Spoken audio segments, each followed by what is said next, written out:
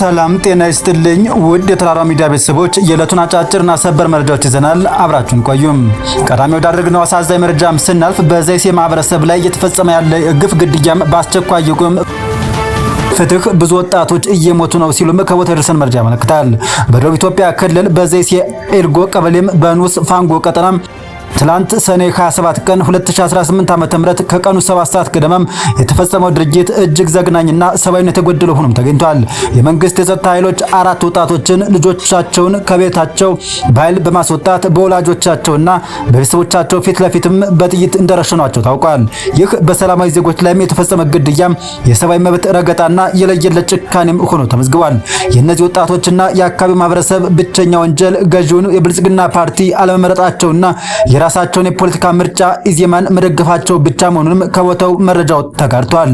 የዘይሴ ማህበረሰብ ላይ ደረሰ የተባለው ይህንን እጅግ አሳዛኝ ዜና የሚሰማ ነው በሰባተኛው ሀገራዊ ምርጫም ማግስት ሲሆን ብዙ ንጹሃን ላይ ጥቃትም ተሰንዝሯል። አሁንም ግድያዎች እንደቀጠሉ ናቸው። የሚመለከተው አካል ይድረስልን እያሉም ይገኛሉ። የዜጎች በሰላም የመኖር መብትና የፖለቲካ ምርጫም ሊከበር ይገባል። በዲሞክራሲያዊ መንገድ የፈለጉትን ፓርቲ መምረጥ ሞት ሊያስፈርድ አይገባም። የመንግስት ስልጣንና የህዝብ ትጥቅ ዜጎችን ለመጠበቅ እንጂ በፖለቲካ ለመግባባት ልዩነት ምክንያት የገዛ ህዝብን ለመጨፍጨፊያ መሆን የለበትም ሲሉም አንዳንድ ለጉዳዩ ቅርበት ያላቸውና በቦታው ሆነው የተመለከቱን ነገርም ያስረዳሉ። ሰብአዊ መብት ተሟጋችም የኢትዮጵያ ሰብአዊ መብት ኮሚሽን ጨምሮ እናም የሚዲያ አካላትም በዘይሴ ማህበረሰብ ላይ የተፈጸመው ላለው የሰብአዊ መብት ጥሰት በአስቸኳይ ድምጽ እንድትሆኑና ገለልተኛ ምርመራም እንዲደረግ እንጠይቃለን ሲሉም ከቦታው ደርሰን መረጃም ያመለክታል። ዛሬ ላይ በዘይሴ ወጣቶች ላይ የደረሰው ግፍ ነገ በማንኛውም ዜጋ ላይ ሊደርስ ስለሚችል ይህንን የፖለቲካ ጭቆናና ግድያም እናወግዛለን።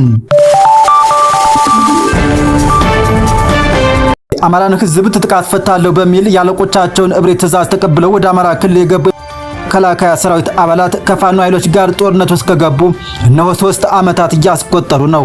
በዚህ ጦርነት የፋኖ ኃይሎች በበላይነት የተከፈተባቸውን ጥቃት በመመከትና በማጥቃት እንደ አማራ የተጣለብንን የህልውና አደጋ ለመቀልበስ እየተዋደቁም ይገኛሉ። በአንድ በኩል የኢትዮጵያ መከላከያ ሰራዊት ትላንት ከፋኖ ጋር በአንድ ግንባር ተሰልፎ እኩል ሲዋደቅ የነበረው የኢትዮጵያ መከታይ እየተባለ የሚጠራው ኃይል ዛሬ ላይ በመሪዎቹ ሴራ ተጠልፎ አንዳንዱም ተገዶ ወንድሙ ላይ መተኮስ ከጀመረም ሰነባብቷል። የፋኖ ትግል የህዝብ መሆኑን የተረዱ በርካቶችም ለፋኖ እጃቸውን እየሰጡ ይገኛሉ። በዛሬው ዕለትም አፋብን ሸዋ ጠቅላይ ግዛት አሳምነው እዝ ጀብደኛው ልዩ ዘመቻ ንስር ሻለቃ በሸዋሮቢት ከተማም ሌሊቱን ወደ ብልጽግናው አገዛዝ ወታደሮች ምሽግ ዘልገው በመግባት በርካቶችን መደምሰሳቸውንና ተተኳሽ መገናኛ ሬዲዮችን ማርከዋል ሲልም የአፋብን ሸዋ ጠቅላይ ግዛት አሳምነው እዝ የህዝብ ግንኙነት ኃላፊ አስታውቋል። ህዝቡ ባወጣው መግለጫም 2 የብሬን አፈሙዝ፣ 3000 የብሬን ተተኳሽ እንዲሁም 2 የውጊያ ላይ የሜዳ መነጽር፣ በርከት ያሉ የብሬን ሽንሽሎች እንዲሁም የደረት ትጥቅና ከ20 በላይ የሚደርሱ የክላሽ ካዝናዎችም ተማርከዋል ሲል የአፋብን ሸዋ ጠቅላይ ግዛት አሳምነው እዝ የህዝብ ግንኙነት መምሪያም ይፋ አድርጓል።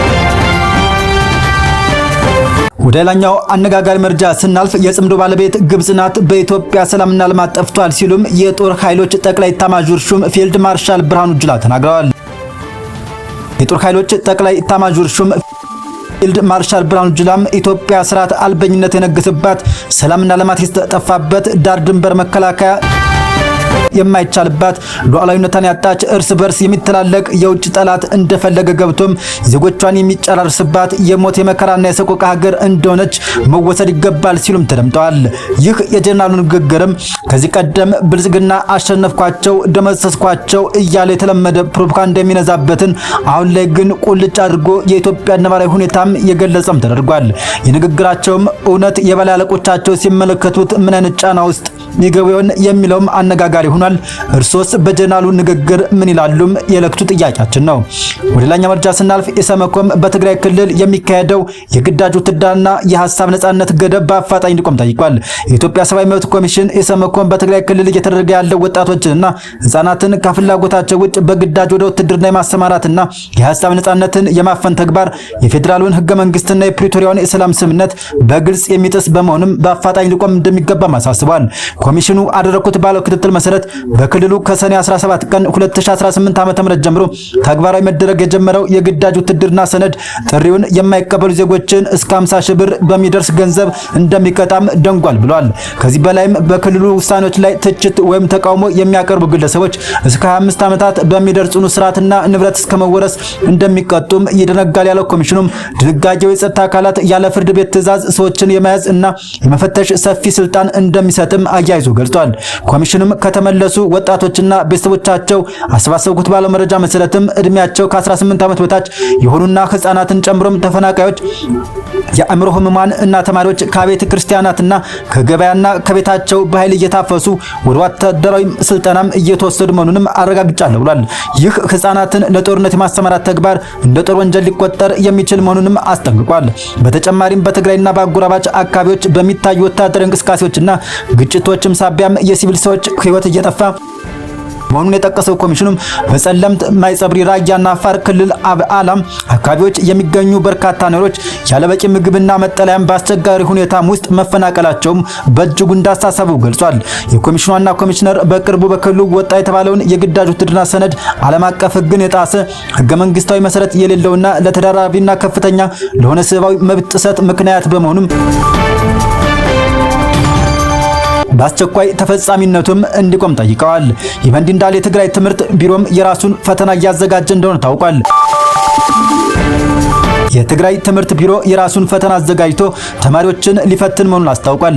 የትግራይ ክልል ትምህርት ቢሮም በትምህርት ሚኒስቴር ውሳኔ ባለመስማማት በራሱ አሰራር በአጭር ጊዜ ውስጥ ፈተናን አውጥቶ ተማሪዎችን ሊፈትን መሆኑንም የቢሮው ኃላፊ ዶክተር ኪሮስ ጉሽም ተናግረዋል። ዶክተር ኪሮስ ጉሽ ይህንን የገለጹት የ2018 ዓ.ም የ12ኛ ክፍል ብሔራዊ መፈተኛ ፈተናም አሰጣጥን አስመልክቶም ዛሬ ለጋዜጠኞች በሰጡት መግለጫም ሲሆን እንደ ኃላፊው ማብራሪያም በክልሉ በወረቀት ፈተና ለመውሰድ ተመዝግበው ዝግጅት ሲያደርጉ የቆዩ 15349 ተፈታኝ ተማሪዎች ከሐምሌ 1 ቀን ጀምሮም ፈተናቸውን እንዲወስዱ እቅድ ተይዞ የነበረ ቢሆንም የፌዴራል የትምህርት ሚኒስቴር ግን እስካሁን ድረስ የፈተና ወረቀቶችን ወደ ክልሉ አላከም ብሏል።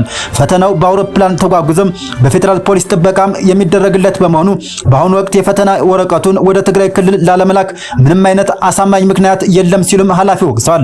የትግራይ ክልል መንግስት ካቢኔም ለችግሩ ልባት እንዲሰጥበት ለትምህርት ሚኒስቴር ደብዳቤ ቢልክም እስካሁን ይፋዊ ምላሽ አላገኘም ያሉም ሲሆን ሐምሌ 1 ቀን ለሚጀመረው ፈተና ተማሪዎች በሰኔ 29 ቀን ወደ ዩኒቨርሲቲዎች መግባት የነበረባቸው ቢሆንም በትምህርት ሚኒስቴር ምክንያት በመቅረቱ ተማሪዎቹ ጉዟቸውን እንዲያቋርጡም ተደርጓል ብሏል።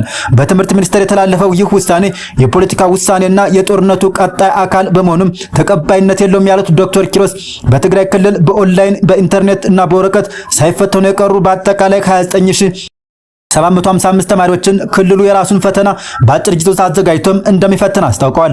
በመጨረሻም የትግራይ ክልል መንግስት የራሱን የዩኒቨርሲቲዎች መግቢያ ነጥብ ወስኖ ተማሪዎችን ወደ ከፍተኛ ትምህርት ተቋማት እንደሚያስገባም የገለጹት ኃላፊው ፈተናው የሚሰጥበት ትክክለኛ ጊዜ ወደፊት ይፋ እንደሚደረግና ተማሪዎች ይህንን አውቀውም ዝግጅታቸውን እንዲቀጥሉም አሳስባለሁ ብለዋል። ሌላኛው መረጃ ስናልፍ በኢትዮጵያ ድንበር ከባድ ውጊያ እየተደረገ እንደሆነ ተሰምቷል። ድንበር ላይ ጦሩ መጠነ ሰፊ ዘመቻም መጀመሩ የታወቀ ሲሆን ከባድ ውጊያም ተቀስቅሷል ተብሏል። ጦሩ ድሮን መጥቶ መጣሉን ይፋ ያደረገ ሲሆን በአየርና ምድር የታገዘ ከባድ ውጊያ እየተደረገ ስለመሆኑ ታውቋል። የሱዳን ጦር ኃይል በደቡብ ምስራቅ ብሉ ናይል ሰማያዊ አባይ ግዛት የምትገኘውን እና ከኢትዮጵያ ቤንሻንጉል ጉሙዝ ክልል ጋር የምትዋሰነውን ስልታዊ የድንበር ከተማ ኩርሙክን መልሶ ለመቆጣጠር ከትላንት አንስቶም ሰፊ ማጥቃት መክፈቱን አናዶሉ የጦር ምንጮችን ጠቅሶም ዘግቧል። የጥቃት የተሰነዘረው ከአማጺው የፈጣን ድጋፍ ኃይል አርኤስኤፍ እና ከሱዳን ህዝብ ነጻነት ንቅናቄ ሰሜን ኤስፒኤልኤም ጋር ከባድ ውጊያም ከተደረገ በኋላ መሆኑ ታውቋል። የዜና ጣቢያው ስማቸው እንዳይገለጽ የፈለጉትን የጦር ምንጮች ጠቅሶም እንደዘገበው የሱዳን ጦር ኃይልና አጋሮቹ በኩርሙክ ከተማ ዳርቻ በሚገኙት የፈጣን ድጋፍ ኃይል አርኤስኤፍ የፊት መስመር ይዞታዎች ላይም ለሰዓታት ከቆየው ውጊያ በኋላም ከባድ ጥቃት ተሰንዝሯል ብሏል።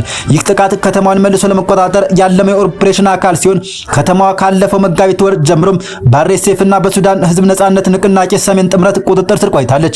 የመጨረሻው ጥቃት የተሰነዘረው በተባበሩት አረብ ኤሚሬትስ የሚደገፈው የፈጣን ድጋፍ ኃይል እና አጋር ሚሊሻው የሱዳን ህዝብ ነጻነት ንቅናቄም ሰሜን የዚህ ዓመት መጋቢት ወር ላይ ኩርሙክና ከተቆጣጠሩ በኋላ ነበር። የብሉ ናይል ክልል ውስጥ ለወራት የቆየ ወታደራዊ ዘመቻም በበረታበት ወቅት ሲሆን ይህ ሁኔታም ግጭቱ ወደ ጎረቤት ሀገር ኢትዮጵያም ሊሻገር ይችላል የሚል ስጋትም ፈጥሯል። በመጨረሻም ሩሲያ በኬብ ላይ የሚሳኤል ዝናብ አዝንባለች። ሩሲያ በኪየቭ ላይ የሰነዘረችው አስገራሚ ሚሳኤልና የድሮን ጥቃትም የሚያሳይ አዲስ ተንቀሳቃሽ ምስልም ይፋ ሆኗል። የሩሲያና የዩክሬን ጦርነት ይበልጥ እየተባባሰ በመጣበት በዚህ ወቅት በትላንትናው ዕለት በዩክሬን ዋና ከተማ ኪየቭ ላይ የተፈጸመውን ከፍተኛ ጥቃት የሚያሳይ አስደንጋጭ ምስሎችም ይፋ ሆኗል። ጥቃቱ በርካታ የጦር መሳሪያዎችን ያቀናጀ እንደነበር የተገለጸ ሲሆን ይህ ተከታታይ አየር ጥቃት በዋናነት በሚሳኤሎችና ፈንጂ አላፊ ድሮኖች ወይም ካሚካዚ ድሮን የተቀናጀ ሲሆን የዩክሬን የአየር መከላከያ ስርዓቶች ጥቃቱን ለመመከት ከፍተኛ ጥረት ቢያደርጉም የተወሰኑት ስልታዊ ኢላማዎች መመታታቸው ተነግሯል። ይህ ሁኔታም በሁለቱም ወገኖች መካከል ያለውን የአየር ላይ ፍልሚያም ወደ አዲስ ምዕራፍ እያሸጋገረው ይገኛል ተብሏል። ውድ ቤተሰቦቻችን ሌሎች ያዘጋጅናቸውና አጫጭር ሰበር መረጃዎች እንደነበሩ በቀጣይ ክፍል የምንገናኝ ይሆናል። አብራችሁን ስለነበራችሁ እናመሰግናለን።